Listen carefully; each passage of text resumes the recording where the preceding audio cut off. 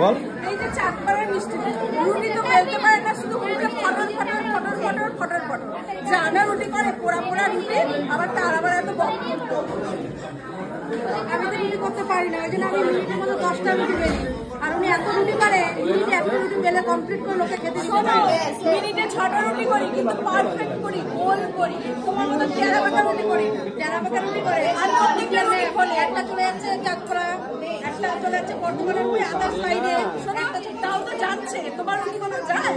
আমার রুটি ওটা বললে আমার করে, আমার রুটির চাকা নেই তো।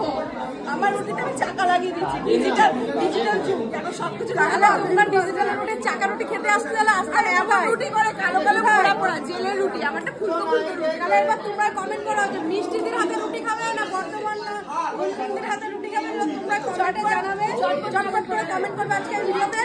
রুটি যেটা খাও না কেন